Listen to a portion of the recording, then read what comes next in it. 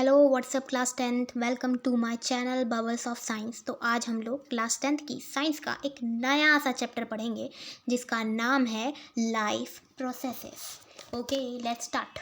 तो हम लोग अपनी नेक्स्ट स्लाइड पर कुछ ज़्यादा ही आगे आ गए, थोड़ा सा पीछे चलते हैं। प्रीवियस पेन सेलेक्ट कर लेती हूँ मैं यहाँ पर। हम लोग रेड से नहीं ब्लैक से पढ़ेंगे। We are black lover. Okay.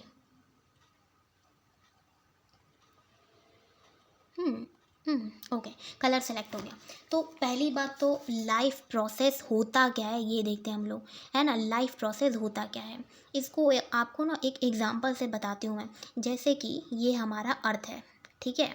इस अर्थ पर हम सबका प्यारा सा दोस्त बंटी रहता है। कौन? बंटी है ये। अब इसको इस अर्थ पर सरवाइव करना है। सरवाइव करना है भाई, सरवाइव करना है। सरवाइव करने के लिए जो जो फंक्शंस इसको परफॉर्म करने होंगे ताकि ये लिविंग रह सके, बस उसी को हम लोग लाइफ प्रोसेस बोलते हैं। बस और क्या, लाइफ प्रोसेस बोला जाता है। अब बात आती है कि कौन से वो फंक्शन है जिसको हमारा बंटी परफॉर्म करेगा और वो ज़िंदा रह पाए, ठीक है। तो पहले तो आप लाइफ प्रोसेस की डेफिनेशन लिख देते हैं। The basic function the basic function performed by living organism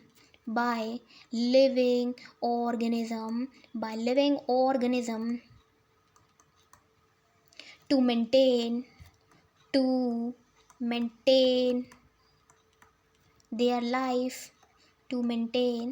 their life, on earth are called life process।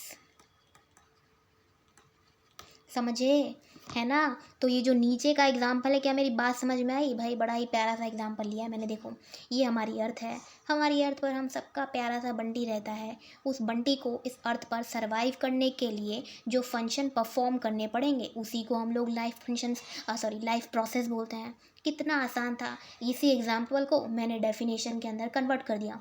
The basic function perform by living organism, या फिर बोले तो बंटी, to maintain their life on earth are called life processes. अच्छा ठीक है, next slide पर चलते हैं। पर नेक्स्ट स्लाइड पर जाने से पहले हमारे दिमाग में एक क्वेश्चन आएगा कि कौन से फंक्शन है जो हमारा बंटी परफॉर्म करेगा और वो इस अर्थ पर सर्वाइव कर सकेगा।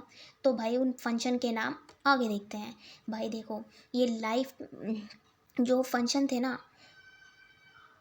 जो बेसिक फंक्शन थे जिससे हमारा बंटी सर्वाइव कर सकता है, वो फंक्शन है nutrition, respiration, transportation and excretion. यही वो 4 फंक्शन हैं जिसको परफॉर्म करके हमारा बंटी, या फिर तुम्हारी लैंग्वेज में बोले तो कोई सा भी लिविंग ऑर्गेनिज्म इस अर्थ पर सरवाइव कर सकता है। लिविंग ऑर्गेनिज्म अर्थ पर सरवाइव कर सकता है। अर्थ पर, ये ई है, ऐसा मत समझ लेना, अर्थ पर सरवाइव कर सकता है, ठीक है। ओके, यही 4 फंक्शन है। कौन से 4 फंक्शन है हमको याद करते रहना है। न्यूट्रिशन है भाई, रेस्पायरेशन है, ट्रांसपोर्टेशन है और एक्सक्रीशन है। समझ में आ गया? तो चलते हैं हम लोग अपनी नेक्स्ट स्लाइड पर। ये आ गए। तो पहले तो हमको न्यूट्रिशन समझना पड़ेगा। न्यूट्रिशन का मतलब क्या होता है, तो पहले मैं एक काम करती हूँ, आपको डेफिनेशन लिख देती हूँ, फिर मतलब समझाती हूँ। Process which involve process which involve taking of food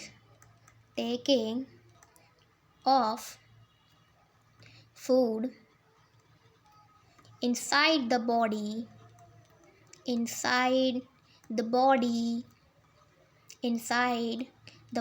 and utilizing it for various activities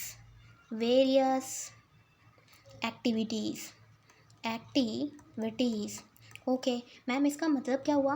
देखो, यही क्वेश्चन मुझसे बंटी ने पूछा, तो मैंने कहा कि देख बंटी, न्यूट्रिशन का मतलब होता है फूड को इनटेक करना, फूड को खाना, और उससे जो एनर्जी मिली हमको, फूड से जो एनर्जी मिली उससे डिफरेंट डिफरेंट एक्टिविटीज़ परफॉर्म करना, डिफरेंट डिफरेंट एक्टिविटीज़ परफॉर्म करना। डिफरेंट डिफरेंट एक्टिविटीज़ मतलब दिन में जितनी भी हम लोग दौड़ भाग करते हैं, खेल कूद करते हैं, उसके लिए हमको एनर्जी चाहिए ना। वो एनर्जी कहाँ से आएगी? फूड से ही तो आएगी। बस इसी को न्यूट्रिशन बोलते हैं। यानी कि फूड को इनटेक करना, उससे जो एनर्जी मिली उससे डिफरेंट डिफरेंट एक्टिविटीज़ परफॉर्म करना, इसी को तो न्यूट्रिशन बोलते हैं। That's it. समझ में आई मेरी बात? तो अब आगे हम लोग नेक्स्ट स्लाइड पर चलते हैं कुछ नया सीखने के लिए। ये आए हम लोग नेक्स्ट स्लाइड पर। अब देखो, मोड ऑफ न्यूट्रिशन जो होता है दो टाइप का होता है। एक हमारे पास होता है ऑटोट्रॉपिक मोड, और एक होता है हमारे पास हेटेरोट्रॉपिक मोड। भाई ऑटोट्रॉपिक की अगर मैं बात करूँ तो कोई भी बता देगा, कोई भी बैक बेंचर भी बता देता है कि मैम देखो ऑटोट्रॉपिक का मतलब तो ये होता है, इसमें ग्रीन प्लांट आते हैं। हेटेरोट्रॉपिक के अंदर हम लोग आते हैं। पहले इसका आप देखो डेफिनेशन। ऐसे ऑर्गेनिज्म जो खुद का खाना खुद ही बना लेते हैं उनको हम लोग ऑटोट्रॉपिक बोलते हैं।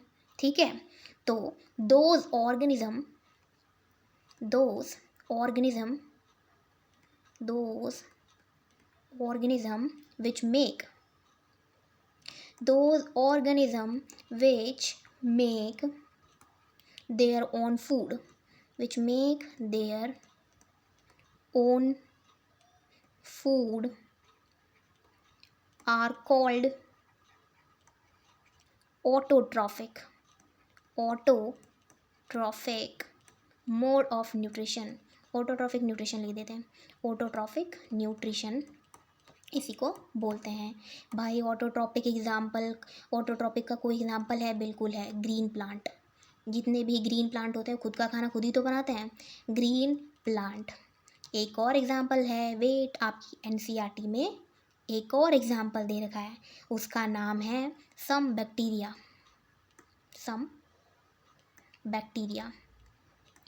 एक बात याद रखना, सारे बैक्टीरिया ऑटोट्रॉपिक नहीं होते, कुछ ही बैक्टीरिया होते हैं जो ऑटोट्रॉपिक होते हैं। उस बैक्टीरिया का नाम बता सकते हैं? बिल्कुल बता सकते हैं, उसका नाम है साइनोबैक्टीरिया। साइनोबैक्टीरिया। इस साइनोबैक्टीरिया को ही हम लोग ब्लू ग्रीन एल्गी बोलते हैं। ब्लू ग्रीन एल्गी बोलते हैं।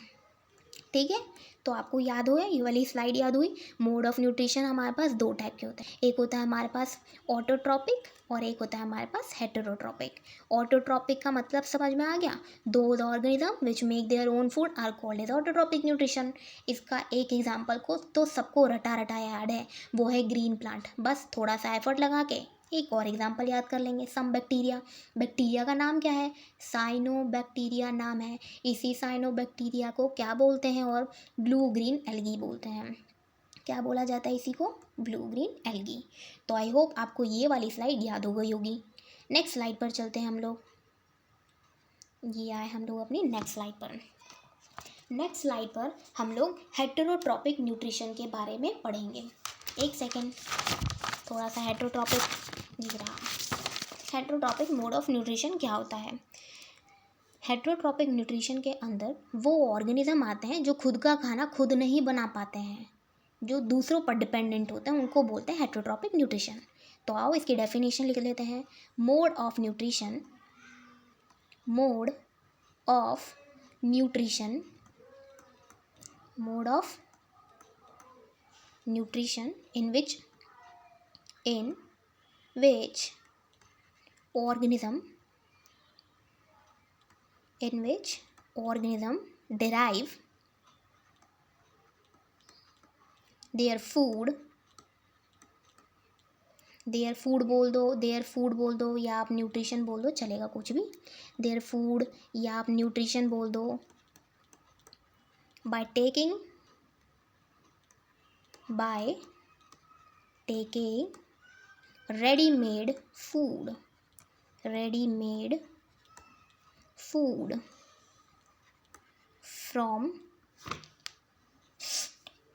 from dead या फिर लिविंग प्लांट एंड एनिमल। ठीक है, तो देखो ऐसे ऑर्गेनिज्म जो अपना फूड किससे अपना फूड है ना डिराइव करते हैं, या तो डेड प्लांट हो सकता है या कोई डेड एनिमल हो सकता है, या फिर कोई लिविंग प्लांट या लिविंग एनिमल से जो अपना फूड लेते हैं, टेक करते हैं, उसी को हेट्रोट्रॉपिक न्यूट्रिशन बोलते हैं। एग्जाम्पल के अंदर बता दो एनिमल्स। ठीक है, एनिमल्स ये तो सबको ही याद है। दूसरा एग्जाम्पल हमारे पास आता है most of bacterias. Most of bacteria होते हैं हेट्रोट्रॉपिक, मोस्ट ऑफ बैक्टीरिया। फिर एक और एग्जाम्पल है हमारे पास, वो है फंजाई। फंजाई जो होते हैं वो हेट्रोट्रॉपिक होते हैं। ठीक है, ये 3 एग्जाम्पल हैं जो हमें याद करने हैं, animal, most of bacteria and fungi. Okay, heterotrophic जो ऑर्गेनिज्म होते हैं वो अपना फूड डेड ऑर्गेनिज्म से भी ले सकते हैं, डेड प्लांट से ले सकते हैं, डेड एनिमल से ले सकते हैं, और लिविंग से भी ले सकते हैं। ठीक है, और ये 3 एग्जाम्पल तो आपको याद रखना ही है। अब चलते हैं हम लोग अपनी नेक्स्ट स्लाइड पर। नेक्स्ट स्लाइड पर हम लोग देखते हैं होलोजोइक न्यूट्रिशन क्या होता है। होलोजोइक न्यूट्रिशन का मतलब, एक सेकेंड मेरा मार्कर कहाँ गया, गिरा। होलोजोइक न्यूट्रिशन का मतलब होता है कि जैसे कि हम लोग जो हैं, हम एनिमल्स जो हैं वो होलोजोइक न्यूट्रिशन में ही आते हैं। होलोजोइक न्यूट्रिशन का मतलब ये होता है कि ये देखो, जैसे ये हमारा बंटी है, ठीक है, ये फूड है, फूड को इनटेक करना, ठीक है, और फूड का डाइजेशन इनसाइड द बॉडी होता है। जो डाइजेशन है वो कहाँ पर होगा, बॉडी के अंदर होगा। Digestion inside the body, inside body के अंदर। ठीक है, होलोजोइक न्यूट्रिशन का मतलब होता है फूड को इनटेक करना और फूड का डाइजेशन बॉडी के अंदर होना। फूड का डाइजेशन कहाँ, हमारे बॉडी के अंदर होना, इसी को हम लोग होलोजोइक न्यूट्रिशन बोलते हैं। तो चलो लिखते हैं इसको। Animal take complex food, complex solid food, complex solid food and digestion occur inside the body, occur inside the body, occur inside the body। ठीक है, अच्छा, अब इसके एग्जाम्पल क्या है। वैसे एग्जाम्पल मैंने नेक्स्ट स्लाइड पर लिखे हैं, नेक्स्ट स्लाइड पर अपन लोग चलते हैं। नेक्स्ट स्लाइड पर देखो, अब एक बात बताओ, अगर तुमसे कोई भी पूछे कि भाई कुछ एग्जाम्पल बताओ जिसके अंदर फूड को इनटेक करते हैं और डाइजेशन बॉडी के अंदर होता है, तो बहुत सारे हैं एग्जाम्पल। जैसे हम भी तो फूड को इनटेक करते हैं और डाइजेशन हमारे पेट में होता है। गाय हो गई, बकरी हो गई, लायन हो गया, टाइगर हो गया, या कोई सा भी रैट हो गया, ये सब कैसे होलोजिक, यानी कि फूड को अंदर की तरफ लेना और डाइजेशन बॉडी के अंदर होना। हर्बीओर के अंदर काऊ आती है, गॉट आती है, और भी बहुत सारे एग्जाम्पल है, पर अभी यहाँ पर हम लोगों को 2 ही ध्यान में रखने हैं। कार्निवोर के अंदर हमारे पास लायन, टाइगर, ये भी फूड को अंदर लेते हैं, फूड को बॉडी के अंदर ले जाते हैं और बॉडी के अंदर ही डाइजेशन होता है। ठीक है, बॉडी के अंदर ही डाइजेशन होता है। कार्निवोरस के अंदर एक एग्जाम्पल आता है रैट। तुमको इतना तो पता है ना, हर्बीवोरस, कार्निवोरस और ओमनीवोरस का मतलब क्या होता है। हर्बीवोर का मतलब जो घास वगैरह खाते हैं ना, उनको बोलते हैं वेजिटेरियन जो होते हैं ना, उनको बोलते हैं। ठीक है, कार्निवोरस जो कि मांस मच्छी खाते हैं, कार्नी मतलब नॉन वेज खाने वाले। ओमनीवोरस भाई दोनों खा लेते हैं, वेज भी खाते हैं ये लोग और नॉन वेज भी खाते हैं, ये होता है। तो आपको एग्जाम्पल याद रहेगा। देखो, होलोजोइक का मतलब होता है फूड को अंदर लेना, होलोजोइक का मतलब होता है फूड को अंदर लेना और डाइजेशन बॉडी के अंदर ही होगी। बात समझ में आ गई, ये हम लोगों के पास हुआ है ना। एग्जाम्पल तो कतई आसान है, आप लोग याद रख लेना। नेक्स्ट स्लाइड पर चलते हैं। नेक्स्ट स्लाइड पर हमारे पास आता है सेप्रोट्रॉफिक न्यूट्रिशन। ऐसा सेप्रोट्रॉफिक न्यूट्रिशन में जो ऑर्गेनिज्म होता है वो अपना खाना डेड, मरे हुए ऑर्गेनिज्म से ऑब्टेन करता है। ठीक है, इसमें जिंदा नहीं होता, मरा हुआ चीज़ जो है ना, मर गई है, गड़ गई है, सल गई है, ख़राब हो चुकी है, ऐसी चीज़ों से जो ऑर्गेनिज्म न्यूट्रिशन लेते हैं उसी को हम लोग सेप्रोट्रॉफिक न्यूट्रिशन बोलते हैं। इसका डेफिनेशन लिखते हैं हम लोग यहाँ पर, obtain food from dead and decaying organic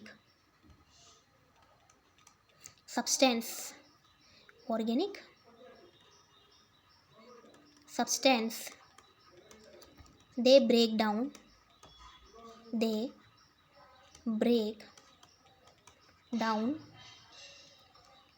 मतलब डाइजेस्ट करती है, digest their food outside the body by releasing digestive enzymes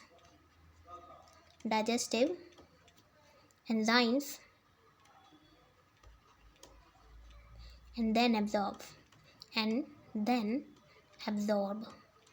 ठीक है, आओ यहाँ पर एक छोटा सा एग्जांपल लेते हैं, फिर से बता देते हैं। ये कोई डेड है, कोई सा भी डेड ऑर्गेनिज्म पड़ा हुआ है, ठीक है। अच्छा पहले एग्जांपल देख लो भाई। एग्जांपल जो होता है सेप्रोट्रॉपिक के अंदर दो आते हैं, बैक्टीरिया, सेप्रोट्रॉपिक होते हैं बैक्टीरिया और फंजाई, ठीक है। ये हमारे पास एग्जांपल है। ये कोई हमारे पास डेड ऑर्गेनिज्म पड़ा है, ये हमारे पास आया, बैक्टीरिया और फंजाई इसको खाने के लिए आए, ठीक है। बैक्टीरिया आया और फंजाई भी आया, दोनों इसको खाने के लिए आए।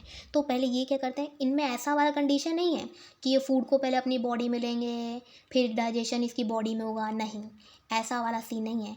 बैक्टीरिया और फंजाई इस डेड ऑर्गेनिज्म पर डाइजेस्टिव एंजाइम रिलीज़ करते हैं। क्या रिलीज़ करते हैं? रिलीज डाइजेस्टिव एंजाइम्स, ठीक है। तो जो डाइजेशन हुआ कहाँ हुआ? बॉडी के बाहर हुआ, फिर इसको अपने अंदर एब्जॉर्व कर लेते हैं न्यूट्रिशन को। बात समझ में आ गई? सेप्रोट्रॉपिक न्यूट्रिशन का मतलब डेड ऑर्गेनिज्म से न्यूट्रिशन लेना। बॉडी के अंदर डाइजेशन नहीं होता, बॉडी के बाहर डाइजेशन होता है, ठीक है। नेक्स्ट स्लाइड पर चलते हैं हम लोग। प्रीवियस पे आ गई मैं। नेक्स्ट स्लाइड पर अब हमारे पास ये देखो, यहाँ पर लिखा है मैंने एग्जांपल, बैक्टीरिया और फंजाई, ठीक है। ये क्या करते हैं? रिलीज़ करते हैं डाइजेशन कहाँ होता है? बॉडी के बाहर होता है। डाइजेशन कहाँ पर होता है? बॉडी के बाहर होता है। Digestion outside the body. फिर इसके बाद डाइजेशन, अब उस डाइजेस्टेड फूड को ये सब क्या कर लेते हैं? एब्जॉर्ब कर लेते हैं। डाइजेस्टेड फूड को एब्जॉर्ब कर लेते हैं। बात समझ में आ गई? इसी को सेप्रोट्रॉफिक बोलते हैं। अब आगे चलते हैं नेक्स्ट स्लाइड पर। अच्छा देखो, पैरासिटिक न्यूट्रिशन जो होता है ना, पहले आपको ये समझना पड़ेगा यार इसके अंदर कि भाई होस्ट का मतलब क्या होता है। यार एक तो ये मार्कर पता नहीं कहाँ जा रहा है, समझ में नहीं आ रहा। ये रहा हमारे पास। ये आपको पैरासिटिक न्यूट्रिशन समझने के लिए पहले समझना पड़ेगा होस्ट का मतलब क्या होता है और पैरासाइट का मतलब क्या होता है, ठीक है। तो उसके लिए मैं आपके लिए एक एग्जांपल लेकर के आई हूँ। ये देखो, ये जो लड़की है, ठीक है, इसका नाम कुछ भी रख देते हैं हम लोग, बबली रख देते हैं, बबली, ठीक है। ये बबली है, इसके माथे में बहुत सारी जुएँ हैं, ये है जुएँ, समझ रहे हो। तो देखो, ये जो हमारी बबली है ये होस्ट है, ठीक। और ये जो जुएँ हैं ना, इसको हम लोग बोलेंगे पैरासाइट बोलते हैं, ठीक है। तो ये पैरासाइट जो होता है ना, होस्ट के ऊपर रहता है। अब ये जो पैरासाइट है ये बॉडी के ऊपर रह सकता है या फिर बॉडी के अंदर भी रहता है। ऐसा नहीं है कि भाई जुए माथे हमारे पेट में चलिए, अरे नहीं भाई, ऐसा कहने का मतलब नहीं है। मैं ऐसा कहना चाहती हूँ कि बहुत से ऐसे पैरासाइट हैं जो कि बॉडी के बाहर रहते हैं और बहुत से ऐसे पैरासाइट हैं जो कि बॉडी के अंदर चले जाते हैं। ऐसा नहीं है कि जू बॉडी के अंदर चल जाएगी। एक एग्जांपल दे रही हूँ मैं, एक बात बता रही हूँ कि पैरासाइट बॉडी के अंदर भी रह सकता है और बॉडी के बाहर भी रह सकता है। तो आपको मेरा ये डायग्राम दिखाने का मकसद ये था कि आप होस्ट और पैरासाइट का मतलब समझ जाओ। ये हमारी जो बबली है यहाँ पर होस्ट है और ये हमारा पैरासाइट है। पैरासाइट जिसके ऊपर रहता है उसको हम लोग होस्ट बोलते हैं। ठीक है, ये जुए किसके ऊपर है? बबली के ऊपर। तो बबली क्या बन गई? होस्ट बन गई। समझ गए मेरी बात? चलो आगे चलते हैं नेक्स्ट स्लाइड पर। ये देखो मैंने लिख रखा है पैरासाइट का मतलब क्या होता है। देखो पैरासाइट का मतलब होता है organism which live in on the body of the host and derive their nutrition from then. जो होस्ट की बॉडी पर रहता है, होस्ट की बॉडी के आउटर पार्ट पर भी रह सकता है और बॉडी के अंदर में भी जा सकता है। पैरासाइट जरूरी नहीं है कि सिर्फ बॉडी के बाहर हो, अंदर भी जा सकता है। समझ गए? तो ऐसे ऑर्गेनिज्म जो कि होस्ट के या तो अंदर या फिर बॉडी के बाहर की तरफ रहें उसको पैरासाइट बोलते हैं। और होस्ट क्या होता है? होस्ट का मतलब होता है ऑर्गेनिज्म जो कि पैरासाइट को फूड प्रोवाइड कराता है और रहने की जगह देता है, उसी को हम लोग क्या बोलते हैं? होस्ट बोलते हैं। समझ में आ गई मेरी बात? आई होप समझ में आ गई होगी। नेक्स्ट स्लाइड पर चलते हैं। अब इसके बाद आता है भाई पैरासिटिक न्यूट्रिशन की डेफिनेशन तो देख लें। तो चलो देखते हैं। Those organism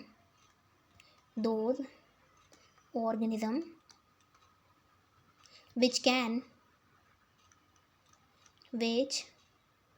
can derive nutrition, marker कहाँ गया? Which can derive nutrition from plant and animal.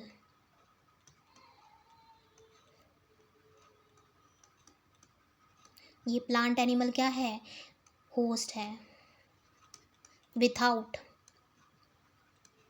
Without killing them.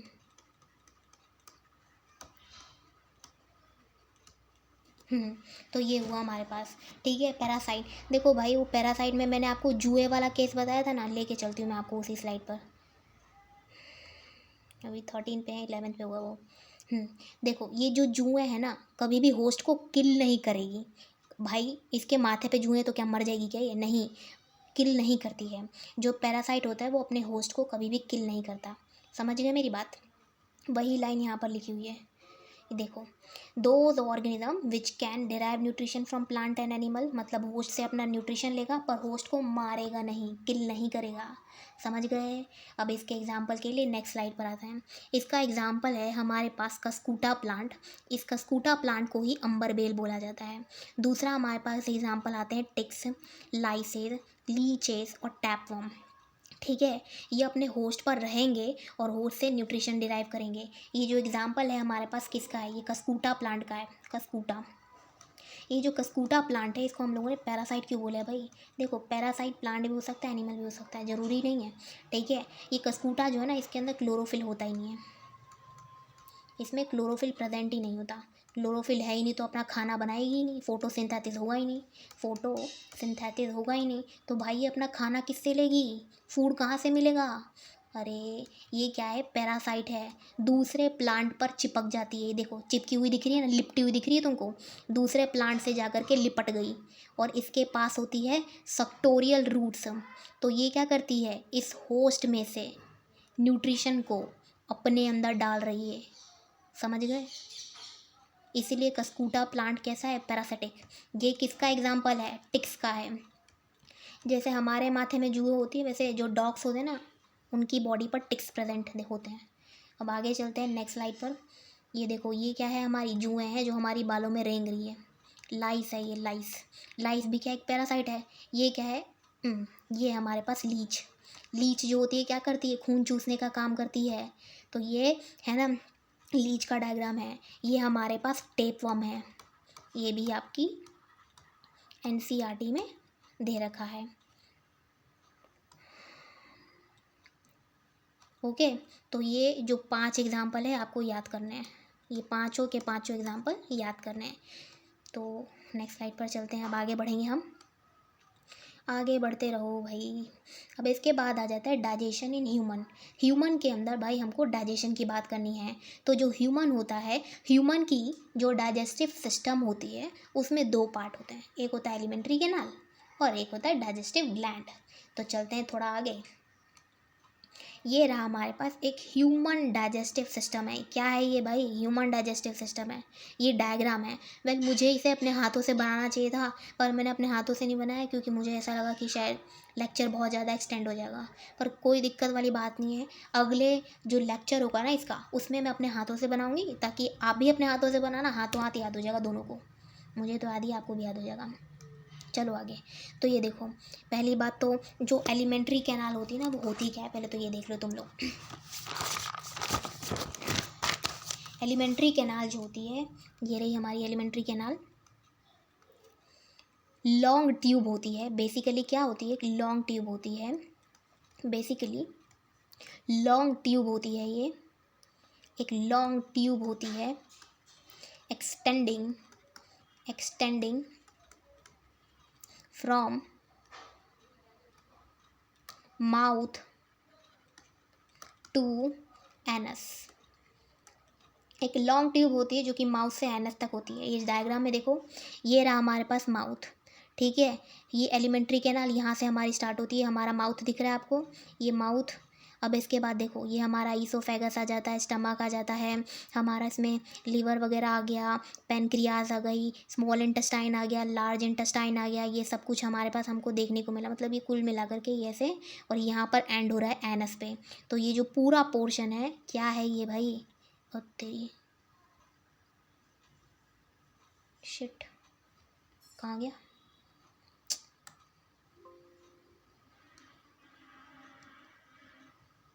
Oh no.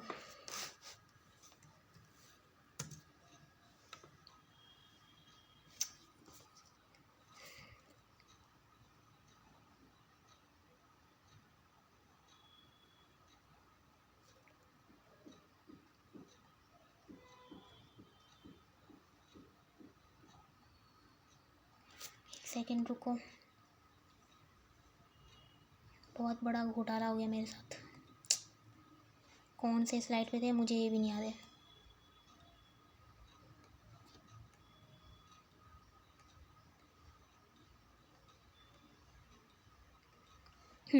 चलो यहाँ तक हम लोगों ने देखा था। तो ये माउथ समझ में आ गया। एलिमेंट्री कैनाल कहाँ से स्टार्ट होती है? हमारे माउथ से स्टार्ट होती है। एक मिनट यार,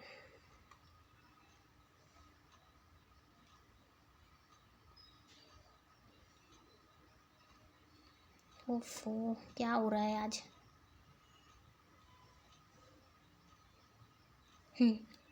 हमारा जो एलिमेंट्री कैनाल है वो कहाँ से है स्टार्ट? ये हमारा माउथ है, ये माउथ है। ये हमारे माउथ से ये पूरा एनस पे आकर के एंड होती है ये। इस पूरी लंबी सी ट्यूब को हम लोग क्या बोलते हैं? इसी को एलिमेंट्री कैनाल बोलते हैं। यार शिट, बहुत गड़बड़ हो रही है आज, बहुत ज़्यादा।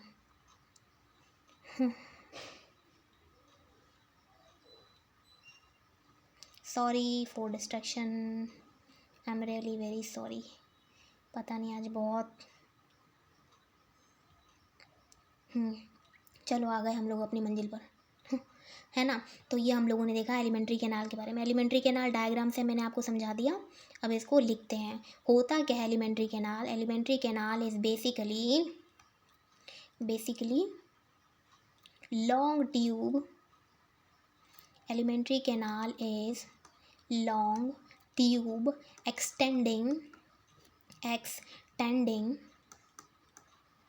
extending from mouth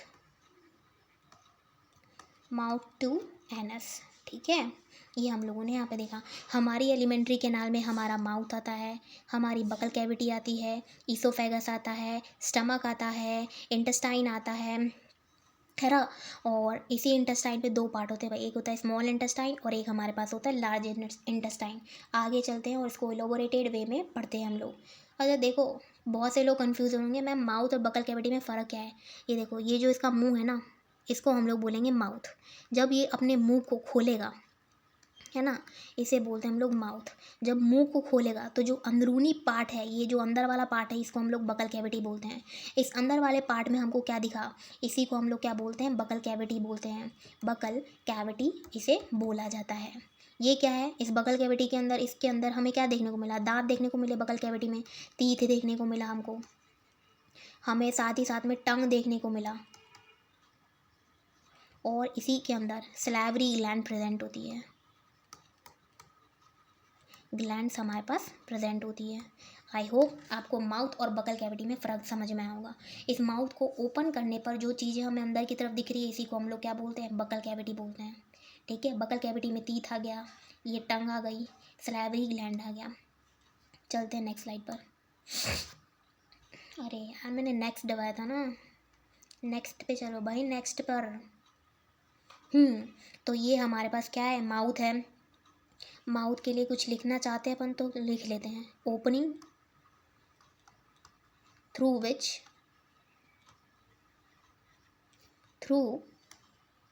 which food enter.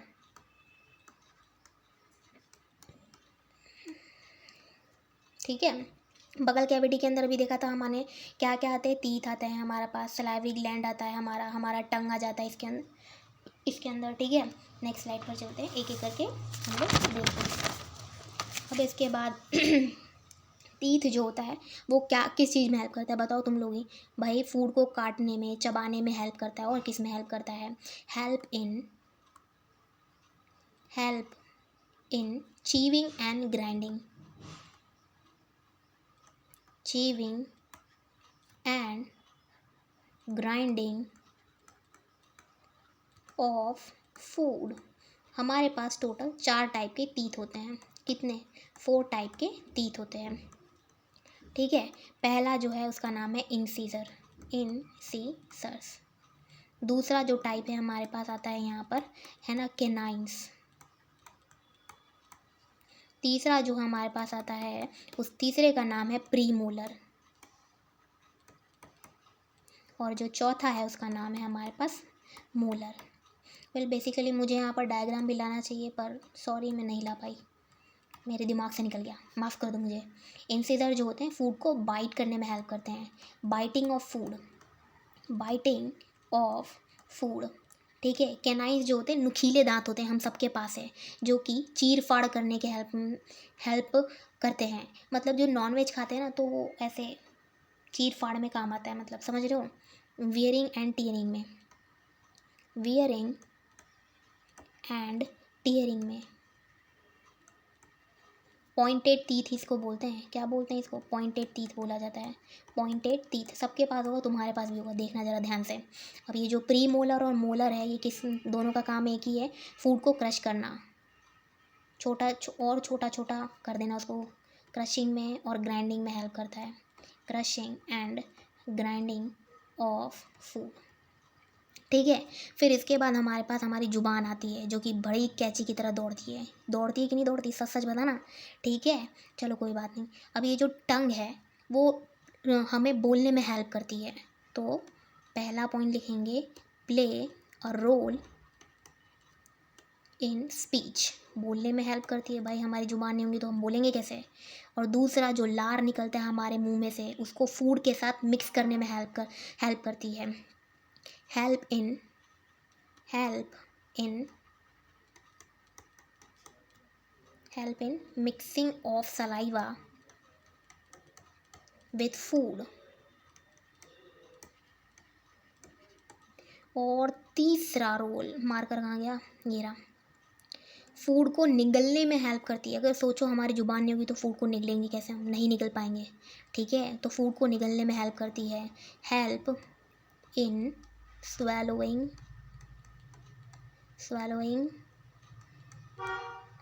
Of food. समझ में आया टंग का फंक्शन भाई, समझ में आ गया होगा आई थिंक। ठीक है, अब चलते हैं नेक्स्ट स्लाइड पर।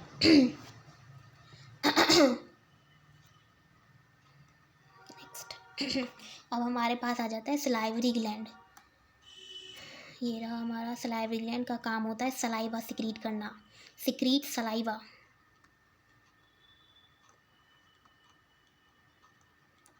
सिक्रीट सलाइवा मतलब लार। ये लार के अंदर एक एंजाइम होता है, जिस एंजाइम का नाम है, इंग्लिश में लिखती हूँ, it contain digestive enzymes. It contain digestive enzyme, जिसका नाम है हमारे पास salivary amylase. Salivary amylase. Salivary amylase को ही टाइलिन भी बोलते हैं हम लोग, टाइलिन। इसका काम क्या होता है? इस सलाइवरी अमाइलेज का काम होता है ब्रेक डाउन करना, ब्रेक डाउन स्टार्च को ब्रेक डाउन करने में हेल्प करती है। ठीक है, ये देखो, ये क्या करती है? स्टार्च का ब्रेक डाउन करती है। कौन? Salivary amylase. सलाइवरी अमाइलेज को ही हम लोग टाइलिन भी बोलते हैं। याद है क्या बोलते हैं? टाइलिन। याद होना भी चाहिए, अभी ऊपर ही लिखा है। स्टार्च को तोड़ती है ये, स्टार्च को सिंपलर फॉर्म में तोड़ती है। उन सिंपलर फॉर्म का नाम क्या है? माल्टोज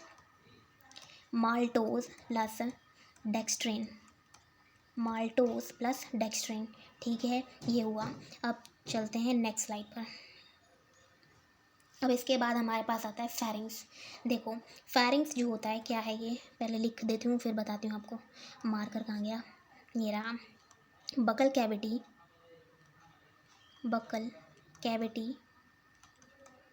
ओपन इनटू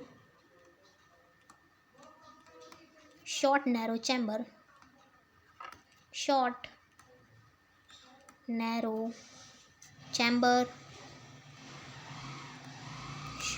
चैम्बर जिसे हम लोग बोलते हैं फेरिंग्स। थोड़ा सा बीच में स्पेस होना चाहिए था, कोई बात नहीं, तुम समझदार हो, समझ जाना। फेरिंग्स है ये। ओफो, कितनी बार स्पेलिंग गलत लिखूंगी यार मैं, माफ़ कर दो मुझे। फेरिंग्स, ठीक है। फेरिंग्स जो होता है क्या होता है? कॉमन पैसेज होता है ये, common passage for both food and air. देखो, ये हमारी है नेज़ल कैविटी। ये नोज़ है हमारा, इसके थ्रू एयर जाता है इस चैम्बर में, या इसी चैम्बर को हम लोगों ने क्या बोला है? नेज़ल कैविटी हम लोगों ने यहाँ पर बोल रखा है। ये फूड जो है हमारा, फूड ये माउथ के थ्रू अंदर जाता है, बकल कैविटी। ये हम लोगों का जो माउथ है ये जाकर के खुला एक कॉमन चैम्बर में, और ये हमारी जो नेज़ल कैविटी है ये भी जाकर के कॉमन चैम्बर में, दोनों के दोनों खुल गए।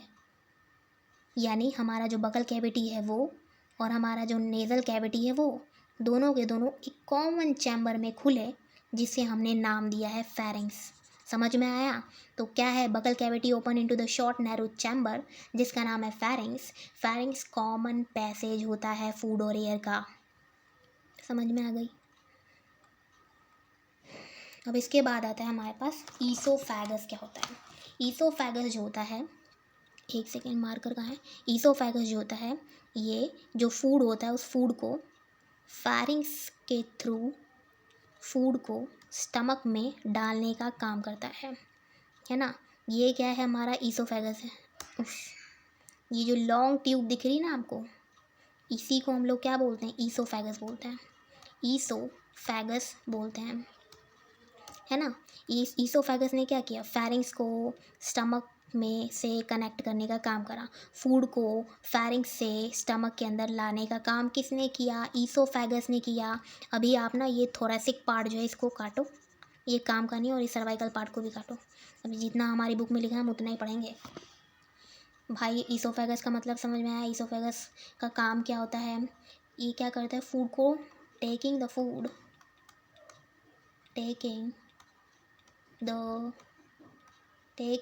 food from pharynx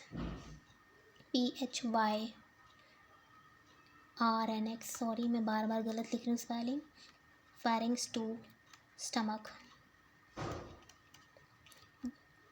बात समझ में आ गई? ओके, आगे चलते हैं हम लोग नेक्स्ट स्लाइड पर हम लोग देख रहे हैं अपना स्टमक देख रहे हैं, है ना। ये है हमारा भाई पेट। क्या है ये भाई? पेट बड़ा ही प्यारा सा दिख रहा है।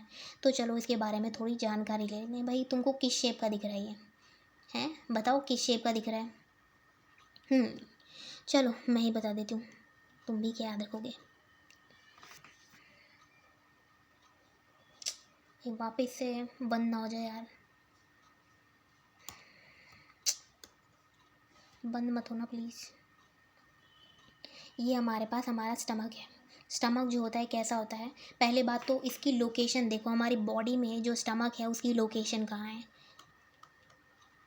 लोकेशन लेफ़्ट साइड में होता है ये, लेफ़्ट साइड में, left side of upper part of abdomen and just below the diaphragm. चलो मैं तुमको इमेज में दिखा देती हूँ एक बारी, ठीक है। कोई इमेज किधर है ये मुझे पता नहीं कौन से स्लाइड पर है, तो थोड़ा पीछे चलते हैं हम लोग।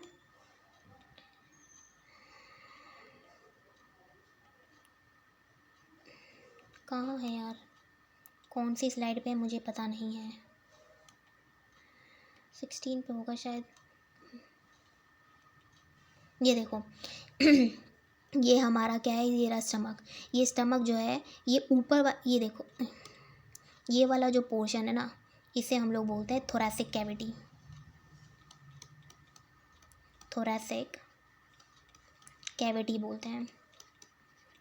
ये जो आपको डायफ्राम दिख रहा है ना, इसमें दिखाया नहीं है बट यहाँ पर डायफ्राम होता है, ये डायफ्राम, इसे डायफ्राम बोलते हैं। डायफ्राम के ऊपर वाले पोर्शन को हम लोग थोरैसिक कैविटी बोलते हैं और उसके नीचे वाले पोर्शन को हम लोग एब्डोमेन बोलते हैं, ठीक है, एब्डोमेन। तो हमने क्या देखा कि हमारा स्टमक लेफ़्ट साइड में होता है, लेफ़्ट साइड में below the diaphragm and upper portion of abdomen. बात समझ में आ गई? तो वापस हम लोग अपनी स्लाइड पर आ जाते हैं।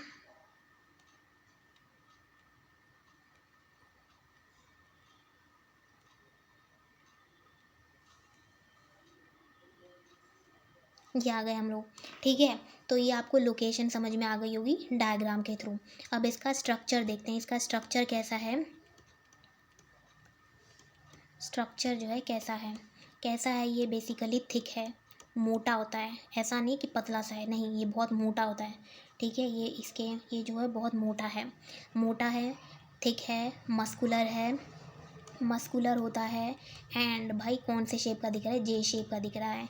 कैसा दिख रहा है, जे शेप और सैक लाइक स्ट्रक्चर है, ठीक है। ये हम लोगों ने देखा। अब नेक्स्ट स्लाइड पर चलते हैं हम लोग। अब यहाँ से मैं अपने नेक्स्ट लेक्चर में बताऊँगी, क्योंकि लेक्चर बहुत ज़्यादा लंबा हो जाएगा, फिर तुमको देखने में दिक्कत होगी। तो चलते हैं हम लोग अपनी नेक्स्ट स्लाइड पर।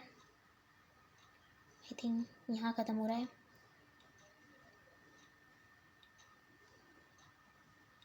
लेके तो मैं बहुत कुछ आई थी, देखो तुम्हें भी दिख रहा होगा, पर लेक्चर बहुत ज़्यादा बड़ा हो जाएगा। तो थैंक यू सो मच, आज हम लोग यहीं तक पढ़ाएंगे। Thank you for watching, bye.